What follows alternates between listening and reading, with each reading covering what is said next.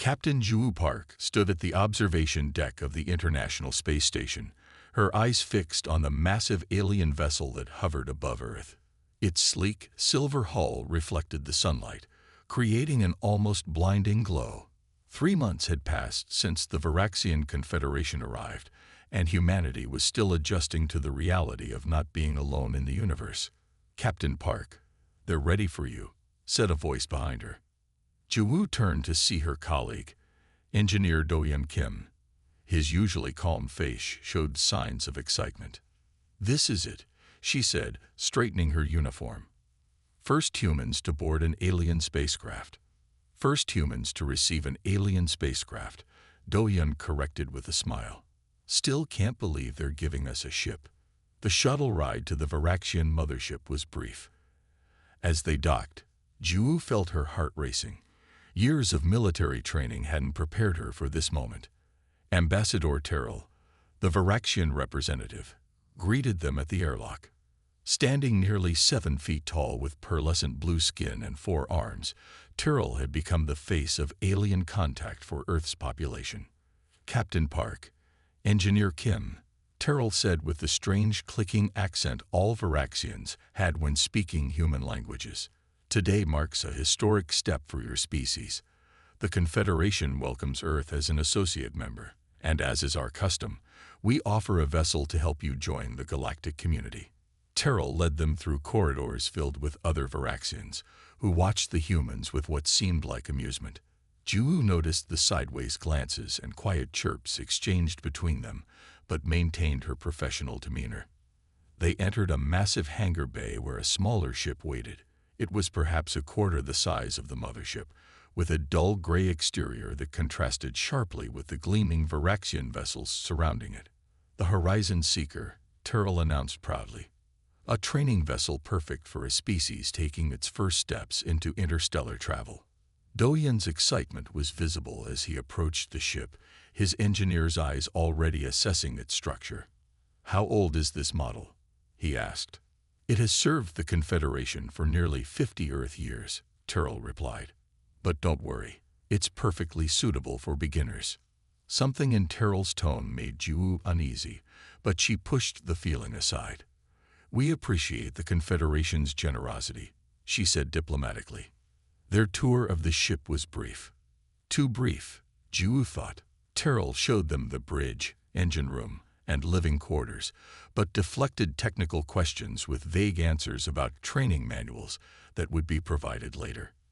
After returning to Earth, Ju and Do-Yeon led a team of specialists to conduct a thorough inspection of humanity's first starship. The excitement in the secure hangar at NASA's expanded facility was palpable as engineers, scientists, and military personnel swarmed around the vessel. 2 days into the inspection, that excitement had turned to confusion, then frustration. "This can't be right," Do-Yeon said, looking up from his tablet as Ju entered the engine room. 3 other engineers were disassembling what appeared to be the main propulsion system. "What did you find?" she asked. "What didn't we find is more accurate," he replied, wiping sweat from his brow. "Captain, this ship has been gutted. Key components are missing from nearly every system. The warp drive, or whatever they call their FTL technology, has been removed. The navigation system is minimal. Life support is barely functional." Ju frowned. Could they have removed parts for safety reasons? Maybe they don't want to give us technology we're not ready for. "That's what I thought at first," Do-Yeon said, leading her to a panel they had removed. "But look at these connection points. They're not clean removals. They're retrofitted to function without the original components. This ship wasn't just stripped down for us. It was already a shell before they decided to give it to Earth." Over the next week, the inspection team's reports painted an increasingly grim picture. The ship, quickly nicknamed the Junk Heap by the inspection crew, was essentially space junk dressed up as a gift. It could achieve orbit and perhaps reach the moon, but its interstellar capabilities were non-existent without the missing technology. "They're making fools of us," General Rivera said during the emergency meeting with world leaders. The UN Secretary-General had convened the session after receiving the inspection team's final report.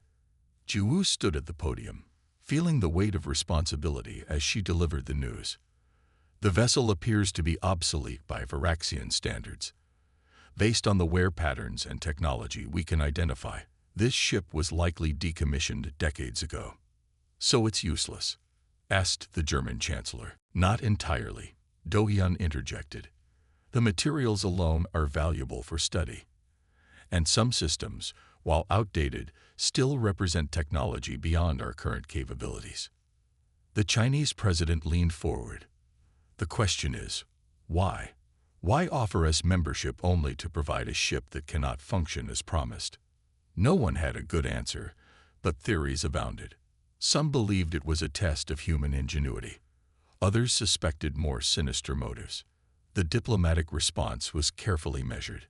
Earth's representatives thanked the Varaxian Confederation for their gift, while requesting technical assistance to fully utilize the vessel's capabilities.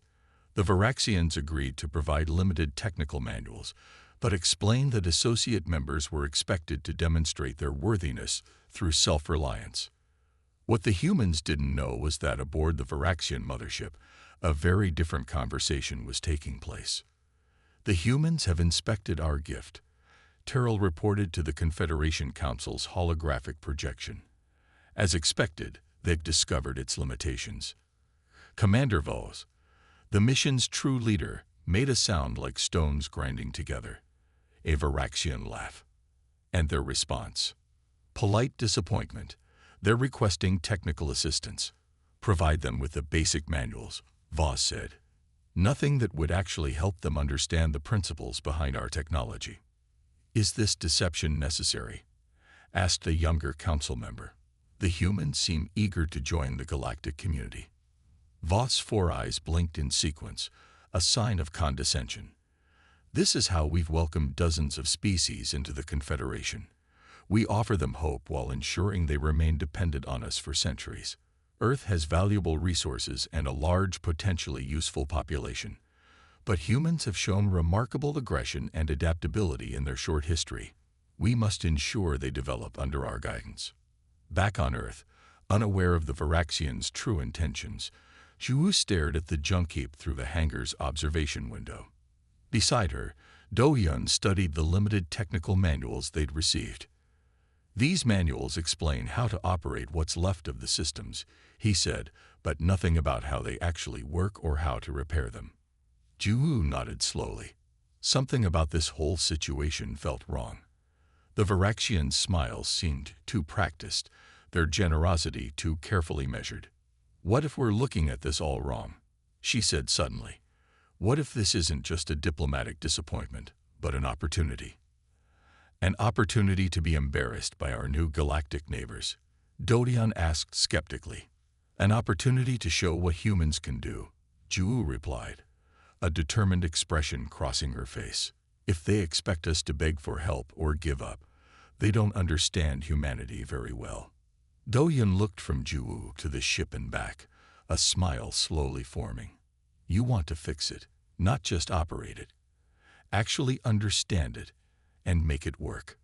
Better than that, Ju said, her eyes gleaming with the challenge. I want to improve it. If the Varaxians think they can keep Earth dependent with technological scraps, they've made a serious miscalculation. As the two stood contemplating the stripped-down vessel, neither knew that their determination would eventually transform humanity's place in the galaxy, or that the Varaxians' useless gift would prove to be their greatest mistake. 3 weeks after the inspection of the junk heap, Ju stood before a room filled with some of Earth's greatest minds. Engineers, physicists, material scientists, and computer experts from over 20 countries filled the conference room at the secure facility built around the alien vessel. I won't pretend this will be easy, Ju said, her voice firm. The Varaxians gave us what amounts to an interstellar jalopy with half its parts missing, but I believe they underestimated what humans can accomplish when challenged. Do-hyun stepped forward with a holographic display showing the ship's schematics. We've been granted limited access to operate what's left of the ship, but not to understand it. That changes today. Our mission is to not just learn what this technology does, but how it works, and then make it better. The room buzzed with excitement. Among the scientists was Dr. Minji Han, a theoretical physicist whose work on quantum mechanics had earned her international recognition. She raised her hand. Captain Park, from my preliminary analysis, the remaining systems alone represent a leap of at least 50 years beyond our current technology. Reverse engineering them without guidance could take decades. Then we'll take a different approach, Ju replied. We're not trying to copy their technology. We're going to understand its principles and apply them in our own way. The team divided into specialized groups, each focusing on different systems of the ship. They worked around the clock, treating the vessel like an archaeological site, carefully documenting every component before attempting to understand its function. 2 months into the project, frustration had begun to set in. Progress was slow, and the technical manuals provided by the Varaxians seemed intentionally vague. The alien materials resisted many of Earth's testing methods, and power systems operated in ways that defied conventional understanding. Minji had been studying the ship's power core for weeks. The curved, crystalline structure was unlike anything humans had developed.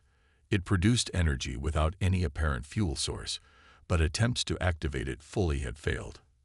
Late one night, while the facility was nearly empty, Minji noticed something strange. The power core's output flickered whenever she adjusted a particular instrument nearby. After several tests, she realized the core wasn't responding to electrical signals, but to the quantum states of particles in the instrument. She worked through the night, and by morning her eyes were red from exhaustion, but her face glowed with excitement. She called an emergency meeting of the research team. It's not about chemical energy or nuclear reactions, she explained, displaying her results. The power core operates on quantum probability manipulation. It doesn't create energy.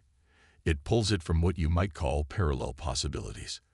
The Varaxians have harnessed quantum uncertainty as a power source. The team stared at her in amazement. Can we replicate it? Do-hyun asked. Not exactly, Minji admitted, but we can interface with it using principles from our quantum computing research. If we build a system that speaks its language, we might unlock its full potential. Ju nodded. That's exactly the kind of thinking we need. We don't have to rebuild their technology. We just need to understand it enough to connect our systems to theirs. This breakthrough changed their entire approach. Rather than trying to recreate Varaxian technology, they began developing hybrid systems that could interface with the alien components. In the propulsion lab, Do-hyun was facing his own challenges. The ship's engines were present but missing critical control mechanisms. One evening, while watching a documentary about nuclear submarines, he had an inspiration. Water and space have more in common than people think, he explained to his team the next day. Both environments are hostile to human life, both require self-contained systems, and both deal with pressure differentials, just in opposite directions. He proposed adapting principles from submarine propulsion systems, combined with Earth's experimental ion drives, to create a hybrid propulsion system. The alien engine components would provide the power, while Earth technology would direct and control it. As the months passed, the facility became a hotbed of innovation. What started as an attempt to understand alien technology had evolved into something revolutionary. An entirely new technological approach that combined the best of both worlds. 6 months into the project, they were ready for the first major test. The power core, now connected to Minji's quantum interface system, hummed to life with far greater output than the Varaxians' manuals had indicated was possible. That's interesting, Minji said, examining the readings. According to these numbers, we're getting nearly double the efficiency the Varaxians achieved with this core. How is that possible? Ju asked. My guess? Their technology evolved in a different direction than ours. They've had quantum manipulation capabilities for so long that they use standardized, simplified systems. It's like how we don't optimize our electrical grid for every single application. We standardize for reliability and ease of use, sacrificing some efficiency. This pattern repeated across other systems. The human-alien hybrid technology often outperformed what the Varaxians had described as normal parameters. Doyen's propulsion system used the alien power source, but controlled it with an Earth-designed system that proved remarkably efficient. 9 months after receiving the gift, the renamed Phoenix Project had transformed the gutted alien vessel into something unprecedented. Neither human nor Varaxian technology, but something new. The ship couldn't yet travel faster than light without the missing Varaxian components, but its in-system capabilities exceeded anything humanity had previously achieved. The first test flight was conducted in secret. With Juhu at the command and Doyon monitoring the hybrid systems, the ship lifted silently from Earth and reached lunar orbit in minutes rather than days. All systems functioning at 116% of projected capacity. Doyon reported, his voice tight with controlled excitement. The power core is responding better to our interface than we anticipated. Juhu smiled as she looked at Earth through the view screen. Let's see what this hybrid can really do. She directed the ship toward the outer edges of the lunar orbit, and the engines responded instantly. The ship accelerated with surprising grace, reaching speeds that would have taken conventional rockets' massive fuel expenditure. Running full system diagnostic, Minji said from her station, monitoring the power core. Something unusual is happening with the quantum field. The ship's passage through space was creating a distinctive energy signature, one that their instruments could detect but not fully analyze with Earth technology. What they didn't know was that aboard the Varaxian mothership still orbiting Earth, alert signals began flashing. Science Officer Krell hurried to Commander Vo's quarters. Commander, we've detected an anomalous energy signature from the lunar region. Voz looked up from his reports. Identify. That's the issue, sir. It bears similarities to our quantum drive signatures, but the pattern is wrong. It's more efficient, less stable, but somehow stronger. Voz's 4 eyes narrowed. Show me. When the data appeared on his screen, the commander felt an unfamiliar sensation. Concern. The energy pattern was indeed similar to Varaxian technology, but with variations that should not have been possible for humans to develop. Track this signature. I want to know exactly what the humans are doing. Sir, given the modifications evident in this signature, I believe they may have not just repaired the gift vessel, but improved it. Vo stood abruptly. Impossible. The technical manuals we provided were intentionally limited. The power core alone should have been incomprehensible to their scientists. Nevertheless, sir, the evidence suggests they've not only understood it but enhanced its efficiency. Vo stared at the data, his confidence shaken for the first time since arriving at Earth. The humans were meant to spend years struggling with the stripped-down vessel, becoming increasingly dependent on Varaxian assistance. Instead, they appeared to be charting their own course. Increase surveillance on their research facilities, he ordered. I want to know exactly what they've accomplished. Back on the hybrid ship, unaware of the Varaxians' growing concern, Juwu and her crew completed their test flight with tremendous success. As they prepared to return to Earth, Do-Yun turned to his captain with a grin. I think we just proved something important, he said. What's that? Juwu asked. The Varaxians may have given us a junk heap, but they made one critical error. They gave it to humans. Juwu finished, returning his smile. As the ship descended toward the secret facility, its unconventional energy signature trailing behind it like a beacon, neither the crew nor the Varaxians fully understood how this moment would change the balance of power in their corner of the galaxy. In the year following their successful test flight, humanity played a careful game of deception. During official communications with the Varaxian Confederation, Earth's representatives maintained a demeanor of grateful struggle, carefully crafting questions that suggested they were having difficulty with even basic operations of their gifted ship. Ambassador Terrell, said the UN Secretary-General during their monthly update, we continue to appreciate the Confederation's generosity. Our scientists have managed to achieve stable orbit with the vessel, though we're still working to understand the propulsion system fully.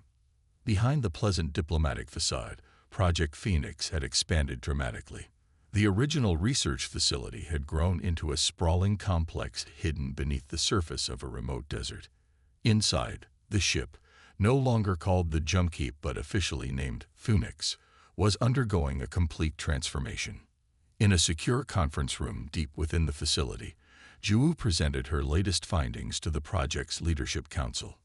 "Our analysis confirms what we suspected," she said, displaying diagrams of Varaxian technology compared to human modifications. Their systems prioritize standardization and simplicity of use over efficiency. It's like they stopped optimizing centuries ago. Minji nodded agreement. They've clearly had this technology so long that they've forgotten how to improve it. The quantum core we initially thought was advanced is actually quite crude compared to what it could be. It's as if they reached a certain technological threshold and simply stopped innovating. Their loss, our gain, Do-Yun added. Every system we've examined shows the same pattern. Their materials are superior to ours, but their designs are complacent. The project director, Dr. Sunwoo Lee, leaned forward. "The question is, what do we do with this knowledge? The Varaxians still believe we're struggling with their gift. We need to maintain that illusion while continuing our work." Jiwoo stood up and walked to the large viewport overlooking the Phoenix. The ship still looked the same from the outside. The dull gray hull unchanged, but inside, it had been gutted and was being rebuilt module by module. "I propose we take this further," she said, turning back to face the room. "We maintain the exterior exactly as they gave it to us, but we completely rebuild the interior with our hybrid technology. When they look at it, they'll see their gift being used as intended, but what's inside will be something entirely different." The council debated the risks. If discovered, the deception could damage Earth's standing with the galactic community they were just beginning to enter. But the alternative, remaining technologically dependent on a race that clearly intended to keep humans subordinate, was unacceptable. Project Phoenix entered a new phase. The world's governments, setting aside their differences in the face of this extraterrestrial challenge, pooled resources and knowledge. Top engineers and scientists from countries that had been rivals just years earlier now worked side by side. The Phoenix underwent a metamorphosis. While maintaining its outer appearance down to the last detail, the interior was completely redesigned. The hybrid systems pioneered by Jiwoo's team were refined and improved. New materials developed by studying the alien components were incorporated into Earth-designed systems. Minji's team created a new power distribution system that channeled the quantum core's energy with unprecedented efficiency. The Varaxians use a one-size-fits-all approach, she explained during a demonstration. Our system adapts power output based on current needs, reducing waste by nearly 60%. Do-Yun focused on the propulsion and navigation systems. "We've kept the original thruster housings," he told Jiwoo during an inspection. "But what's inside is completely different. We're using principles from fluid dynamics combined with the quantum field manipulation we learned from their core. The result is a drive system that's 3 times more efficient and twice as powerful." The ship's computer systems underwent perhaps the most dramatic transformation. The original Varaxian computers, clunky and limited compared to what had been expected, were replaced with a hybrid system that merged Earth's advanced AI capabilities with alien quantum processing. 12 months into the redesign, the Phoenix was ready for its secret trial run. In Earth orbit, beyond the range of casual observation, Jiwoo and a small crew put the transformed ship through rigorous testing. Power output at 340% of Varaxian specifications, reported Minji from her station. Hull integrity perfect. Propulsion responding at full capacity. Jiwoo felt a surge of pride as the ship accelerated smoothly through space. What had once been a stripped-down relic was now perhaps the most advanced vessel in the solar system, a perfect hybrid of 2 technological approaches. "Let's take her to Mars," Jiwoo said, full speed. The journey that would have taken months with Earth's previous technology, and weeks with the original Varaxian systems, took just days. The Phoenix orbited the red planet as Juwoo's crew collected performance data that would help refine their systems even further. Upon their return to Earth, the project entered its most dangerous phase. The Varaxian Confederation had announced they would be sending an inspection team to evaluate Earth's progress with their gift, ostensibly to determine what additional help might be provided to their struggling new associates. Preparations for the inspection were meticulous. Removable panels were installed throughout the ship's interior, designed to conceal the hybrid technology beneath a facade of original Varaxian systems. The crew practiced demonstrating the ship's capabilities at the limited level the Varaxians would expect, carefully hiding its true potential. When Ambassador Terrell arrived with 2 Varaxian engineers, Juwoo greeted them with appropriate deference. "We are honored by your visit," she said, bowing slightly. "We hope our progress with your generous gift will meet your approval." Terrell's 4 eyes blinked in their peculiar sequence. "We are curious to see how humans have adapted to interstellar technology. Our reports indicate you've achieved some basic functionality." The tour began on the bridge, where Doyen demonstrated the navigation system. The interfaces had been carefully designed to mimic Varaxian aesthetics while hiding the advanced systems beneath. "Impressive," said one of the engineers, though his tone suggested mild surprise rather than true admiration. "You've managed to activate the primary navigation array. Many species struggle with this for years." The inspection continued through the engine room, living quarters, and auxiliary systems. At each step, the Varaxians noted Earth's progress, with the condescending approval of teachers grading a child's work. In the engine room, the second engineer examined the propulsion system with more scrutiny. "The energy signature seems different from standard configurations," he noted. Minji, who had prepared for this question, stepped forward. "We had to make some adjustments to compensate for Earth's different atmospheric composition during launch. Our understanding is still limited, but we found this calibration works better in our environment." The engineer seemed satisfied with this explanation, making notes in his device. Adaptive thinking, useful in primitive stages of development. Throughout the inspection, Juwoo caught glimpses of the Varaxians' true assessment. They saw humans as clever pets who had learned tricks faster than expected, but nothing that threatened their technological superiority. After the inspection concluded, Terrell addressed Earth's representatives with what seemed like genuine approval. "Your progress exceeds our expectations for an associate species at this stage. The Confederation will provide additional technical manuals for basic maintenance procedures as a reward for your diligence." When the Varaxians departed, the tension in the facility finally broke. Laughter and cheers erupted from the human team who had maintained their deception flawlessly. "They have no idea," Doyen said, shaking his head in amazement. They saw exactly what they expected to see: grateful primitives stumbling through their technology. Juwoo nodded, but her expression remained serious. "And that's our advantage. As long as they underestimate us, we have time to prepare." "Prepare for what?" asked Minji. "For whatever comes next," Juwoo replied. "The Varaxians didn't give us that ship out of generosity. They have plans for Earth, and I doubt those plans involve us as equals." As the Phoenix Project continued its secret advancements, humanity balanced on a knife's edge, playing the role of the grateful, struggling species while quietly becoming something the Varaxians never anticipated: an equal, and perhaps someday a rival.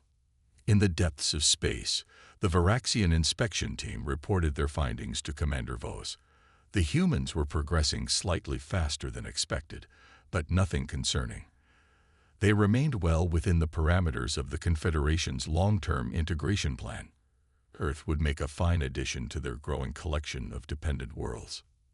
None of them suspected that beneath the Phoenix's dull gray exterior beat the heart of a revolution, one that would soon challenge the very foundations of the galactic order they had so carefully constructed.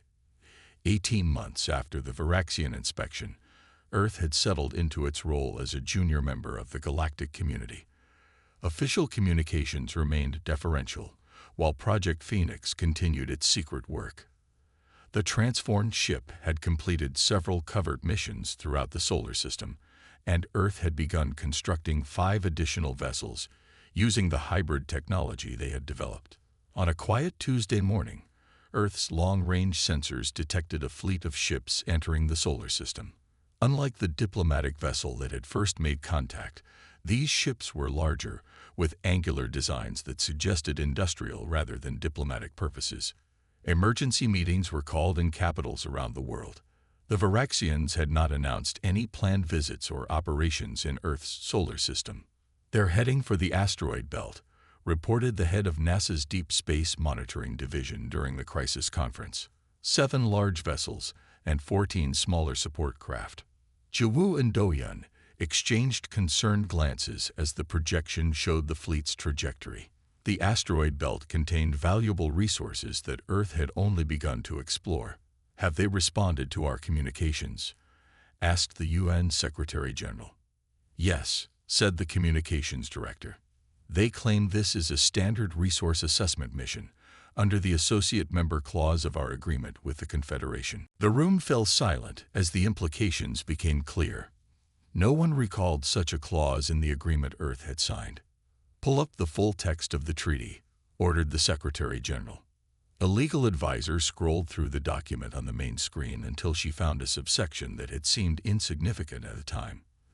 "The Confederation reserves the right to conduct resource assessments in non-inhabited areas of associate members' star systems to ensure optimal distribution of galactic resources." "They're going to mine our asteroid belt," Jiwoo said, her voice tight with anger. "That's why they gave us that stripped-down ship in the first place. They never intended for us to become independent." The Secretary General called an emergency direct communication with Ambassador Terrell. When the Varaxian's face appeared on the screen, his usual pleasant demeanor had been replaced with cool efficiency. "Secretary General, I understand you have questions about the resource assessment fleet." "Ambassador, Earth was not informed of any plans to conduct mining operations in our solar system." Terrell's 4 eyes blinked in their condescending pattern. "As per Section 12.3 of the Associate Membership Agreement, the Confederation is exercising its right to assess and optimize resource distribution. The asteroid belt is uninhabited and presents an inefficiency in your resource utilization capabilities." "Those resources belong to Earth," the Secretary General insisted. "We have our own plans for asteroid mining as our technology develops." "Of course," Terrell replied smoothly. "And the Confederation will ensure your world receives fair compensation according to the associate member schedule. 5% of extracted resources will be allocated to Earth's Development Fund." The true nature of the relationship was finally clear. The Varaxians had never intended Earth to be an equal partner. The gift ship, the limited technical assistance, the condescending approval, all were part of a plan to keep humanity dependent, while the Confederation stripped Earth's solar system of its resources. After the call ended, the Emergency Council sat in stunned silence. "We need to respond," Jiwoo said finally. "The Phoenix is ready. We can intercept them before they establish mining operations." "One ship against 21?" asked the Defense Minister skeptically. "Even with our modifications, those are terrible odds." Do-Yun stepped forward. "The 5 additional vessels in the Phoenix program are at various stages of completion. The Defiance and the Endeavor are fully operational. The others could be ready within days if we accelerate final testing." The Council debated the risks. Challenging the Varaxians could damage Earth's standing with other galactic civilizations, but allowing them to take Earth's resources without resistance would set a dangerous precedent. "Launch the Phoenix," the Secretary General decided. "The Defiance and Endeavor will remain in Earth orbit as our last line of defense. Accelerate completion of the other vessels, but keep them hidden until absolutely necessary." 24 hours later, Jiwoo stood on the bridge of the Phoenix as it accelerated toward the asteroid belt. Her crew, the best pilots, engineers and scientists from around the world, worked with quiet efficiency around her. "We're picking up the Varaxian fleet on long-range sensors," reported the tactical officer. "They've begun deploying mining equipment on Ceres." "Open a channel," Ju ordered. The main screen flickered to life, showing a Varaxian officer with military markings on his uniform. "This is Captain Ju Park of the Earth vessel Phoenix. You are conducting unauthorized mining operations in Earth's territory. We request that you cease all activities and withdraw from our solar system." The Varaxian commander stared at her for a moment before responding. "Earth vessel, this is Commander Krell of the Confederation Resource Management Fleet. Your presence is noted but unnecessary. Return to your orbit. These operations have been authorized by the Confederation Council under your membership agreement." "We dispute that interpretation of the agreement," Ju replied firmly. "The resources of this solar system belong to Earth. We insist that you withdraw." Krell made the grinding sound that passed for Varaxian laughter. "Captain Park, your single vessel cannot enforce such demands. Return to Earth. Your species will benefit from proper resource management by those with the technology to implement it efficiently." Ju cut the communication and turned to her crew. "They're not taking us seriously. Let's show them what this ship can really do." The Phoenix accelerated toward the main Varaxian mining vessel. As they approached, Minji reported from her station, "They're not even raising shields. They don't consider us a threat." "Activate all systems," Ju ordered. "Full power to the modified deflectors." The Phoenix surged forward, its hybrid engines pushing it to speeds that should have been impossible for what the Varaxians believed was a stripped-down training vessel. It circled the main mining ship in less than 30 seconds, a maneuver that revealed their enhanced capabilities. The Varaxian vessels finally began to respond, their weapons systems charging. "They're targeting us," reported the tactical officer. "Implement countermeasures," Ju ordered calmly. The Phoenix deployed the most sophisticated aspect of Earth's hybrid technology, a defensive system that combined Varaxian deflector principles with Earth's advanced electromagnetic field manipulation. When the Varaxian ships fired, their energy weapons dispersed harmlessly around the Phoenix's hull. "Return fire," Ju commanded. "Disable their mining equipment only. No direct hits on their vessels." The Phoenix's weapons, a hybrid of Varaxian energy technology and human precision targeting, fired with pinpoint accuracy. One by one, the external mining rigs attached to Ceres exploded in showers of debris. Commander Krell's face appeared on the screen again, his composure visibly shaken. "Earth vessel, cease fire immediately. How is this possible? Your ship lacks the capabilities for such attacks. Perhaps you underestimated what humans can accomplish with your generous gift," Ju replied. "This is your final warning. Leave our solar system or face the consequences." The Varaxian commander's expression hardened. One modified ship cannot stand against a Confederation fleet. This defiance will not be tolerated. The Varaxian vessels formed an attack formation and advanced on the Phoenix. For a moment, it seemed Ju had overplayed her hand. Then, precisely on schedule, space rippled behind the Phoenix as two more ships emerged from Earth, the Defiance and the Endeavor, their engines glowing with the same hybrid technology. "Commander Krell," Ju said, "allow me to introduce the first ships of Earth's new defense fleet. We've been busy studying your gift." The Varaxian fleet paused its advance as the three Earth vessels took up defensive positions. Sensors aboard the Phoenix detected frantic communications between the Varaxian ships. "Captain," Minji called out, "I'm detecting power fluctuations in the Varaxian vessels. I think they're preparing for an all-out assault." Ju nodded grimly. "Then it's time for our final surprise." She opened a channel to Earth. "Control, implement Operation Revelation." Back on Earth, in hidden facilities around the world, the remaining three Phoenix-class vessels, still undergoing final preparations, activated their engines and rose from their concealed hangars. The Liberty, the Challenger, and the Discovery joined their sister ships in space, forming a protective formation between Earth and the Varaxian fleet.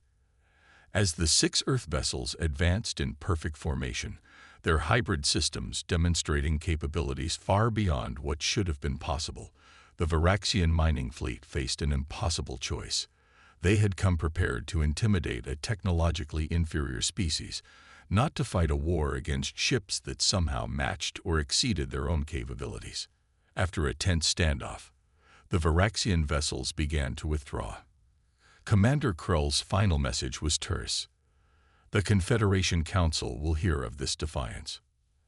As the alien fleet retreated from the solar system, cheers erupted across every monitoring station on Earth. Humanity had stood its ground. On the bridge of the Phoenix, Zhu allowed herself a small smile. "Send a message to all Varaxian vessels," she ordered. "Tell them Earth is open to renegotiating our relationship with the Confederation as equals, not subordinates." As the 6 Earth vessels escorted the Varaxian fleet to the edge of the solar system, word of the confrontation was already spreading through the communication channels of the galactic community. The species that had been given a useless ship had somehow turned the tables on one of the Confederation's most established members. A new chapter in humanity's relationship with the galaxy had begun, not as dependents, but as innovators who had taken scraps and built something extraordinary. Word traveled fast through the galactic communication networks. The story of how a supposedly primitive species had transformed a stripped-down training vessel into something that rivaled or surpassed Confederation technology became the most discussed topic across thousands of worlds. The Varaxians attempted to downplay the incident, describing it as a misunderstanding about resource rights, but detailed accounts from independent traders who had witnessed the confrontation told a different story. 3 months after the asteroid belt standoff, Zhu sat in her office at the newly established Terran Space Command headquarters, reviewing the latest diplomatic reports. Earth had been busy. The confrontation with the Varaxians had forced a renegotiation of Earth's status within the galactic community. A gentle chime announced a visitor. Do-hyun entered, looking tired but pleased. "The Solari delegation just landed," he said. "That makes 5 different species that have reached out to us in the past month." Zhu nodded. "The Varaxians aren't the only ones who've been playing this game, it seems." The pattern had become clear with each new contact. The Varaxian Confederation had spent centuries building their influence by giving gifts of outdated technology to emerging spacefaring civilizations, creating relationships of dependence rather than partnership. Earth's success in breaking this pattern had sent shockwaves through the subjugated worlds. "The Solari representative mentioned something interesting," Do-hyun continued. "Their world has been a Confederation associate for over 200 years. They've never been allowed to develop their own spacecraft, despite having advanced materials science that could benefit both sides." Zhu stood and walked to the window overlooking the sprawling spaceport where the Phoenix was docked alongside its sister ships. "It's always the same story. The Varaxians give just enough to make these worlds dependent, then extract their resources while pretending it's for the greater good." The Solari were the latest in a growing list of species seeking alliance with Earth. First had come the Naneri, aquatic beings whose world was rich in rare minerals. Then the Ducks, a scholarly species whose mathematical insights had been systematically harvested by the Confederation without fair compensation. Each had the same story: initial gratitude for Varaxian assistance that slowly turned to resentment as they realized the true nature of the relationship. "The Council is meeting this afternoon to discuss the Terran cooperative proposal," Zhu said. "Will you be there?" Do-hyun nodded. "Wouldn't miss it. Minji is bringing the final technical assessment on knowledge-sharing protocols." The Terran cooperative had begun as a defensive alliance, but was quickly evolving into something more significant: a new model for interspecies relations based on mutual benefit rather than exploitation. Later that day, representatives from 17 Earth nations gathered with delegates from 4 alien species. The large conference room hummed with dozens of translation devices as beings of wildly different biologies attempted to communicate their hopes and concerns. The UN Secretary-General opened the session. "Today marks a historic opportunity. Earth proposes the formation of a new cooperative of spacefaring civilizations, one founded on principles of mutual respect, fair exchange, and technological collaboration." An NRA representative, her translucent skin shimmering under the lights, spoke next. For 3 centuries, my people have provided the Varaxian Confederation with the rare elements they require for their technology. In return, we received outdated medical equipment and were told to be grateful. We watched our resources leave our world while our people struggled. The Duck's delegate, a tall being with gray skin and 6-fingered hands, added, "The mathematics of this relationship has always been unbalanced. The Varaxians take much and give little. Humans have shown there is another way." As the meeting progressed, the framework for the Terran Cooperative took shape. Unlike the hierarchical structure of the Confederation, the cooperative would operate on a council model where each member species had equal representation. Technology and resources would be shared based on fair exchange principles. Most importantly, all members would retain their sovereignty and the right to develop their own technologies. 2 days later, as representatives prepared to sign the founding charter, an unexpected communication arrived. The Varaxian High Council requested an audience with Earth's leaders. When the communication screen activated, it showed not Ambassador Terrell but a panel of senior Varaxians, their formal attire indicating the seriousness of the meeting. "Earth representatives," began the central figure, "I am High Counselor Vex of the Varaxian Confederation. Recent events have prompted a reassessment of our relationship with your world." Juwu, standing beside the Secretary General, kept her face neutral despite her surprise. The Varaxians rarely admitted the need to change course. The Confederation acknowledges that certain misunderstandings have arisen regarding resource management and technological exchange. Vex continued, "We propose a revised agreement that would recognize Earth's advanced status within the galactic community." The Secretary General's response was diplomatic but firm. "High Counselor, we appreciate your outreach. However, Earth is pursuing a new path. The Terran Cooperative launches today, a partnership of equals dedicated to mutual advancement. We invite the Varaxian Confederation to engage with us on these new terms." The Varaxian delegation couldn't hide their dismay. The message was clear. Earth would no longer accept a subordinate position. Such a cooperative outside Confederation oversight is unprecedented, Vex said, his tone hardening. It could destabilize established galactic protocols. "Perhaps those protocols need destabilizing," replied the Secretary General. "We've learned that true progress comes from innovation and collaboration, not control and dependence." After the communication ended, Juwu turned to the assembled representatives. "They're worried. The cooperative threatens their entire model of expansion." "Let them worry," said the Nanari delegate. "For too long, they've dictated the terms of engagement. Now they must learn to negotiate as equals." The signing ceremony proceeded as planned. 6 species, humans, Nanari, Ducks, Solari, Tresk, and Val, became the founding members of the Terran Cooperative. News of the alliance spread quickly through galactic channels, and within weeks, representatives from a dozen more species had contacted Earth expressing interest in joining. 1 year after the standoff in the asteroid belt, the Phoenix embarked on a diplomatic tour of cooperative member worlds. Juwu stood on the bridge as they approached the Nanari homeworld, its blue-green oceans covering nearly 90% of the surface. "Captain," said Minji from her station, "we're receiving a transmission from the surface. They're requesting permission to share the specifications for their new hybrid vessels." Juwu smiled. The exchange of technology had accelerated development across all member worlds.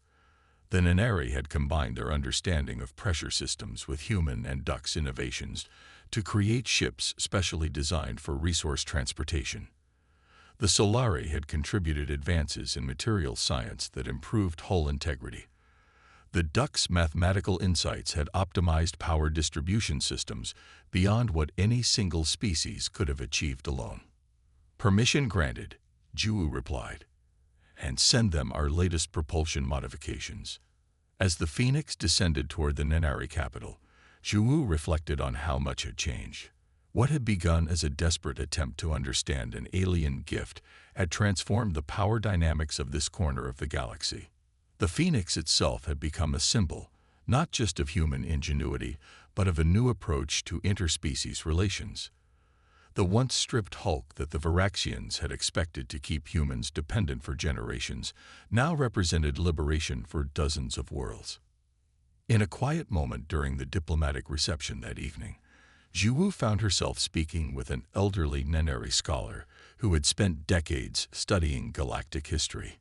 "You humans have accomplished something remarkable," the scholar said, her voice translated through a small device. "Not just technologically, but philosophically. You've broken a cycle that has persisted for millennia. We simply refuse to accept the limitations others placed on us," Zhuwu replied. The scholar's skin rippled, and what Zhuwu had learned was a gesture of amusement. "There is nothing simple about that." The Varaxians believed technological superiority was enough to ensure their dominance. They forgot that technology without creativity is merely a tool without purpose. As the Phoenix continued its journey through cooperative space, the Varaxian Confederation faced an unprecedented challenge. Their model of controlled technological dissemination was collapsing as member worlds demanded the same respect now given to Earth. Some left to join the cooperative. Others used Earth's example to negotiate new terms. The galaxy was changing, all because they had underestimated what a supposedly primitive species might do with a useless ship. The Varaxians had given humanity scraps and expected gratitude. Instead, humans had built something new and offered the galaxy a different path forward, one where innovation and collaboration replaced control and dependence. On the bridge of the Phoenix, looking out at the stars that now seemed more accessible than ever before, Zhuwu thought about the irony of it all. The ship that had been meant to chain humanity to the Varaxians' vision of the future had instead broken those chains not just for Earth, but for countless worlds across the galaxy. It was perhaps the most expensive lesson the Varaxians had ever learned. Never give humans a problem to solve unless you're prepared for a solution you never imagined.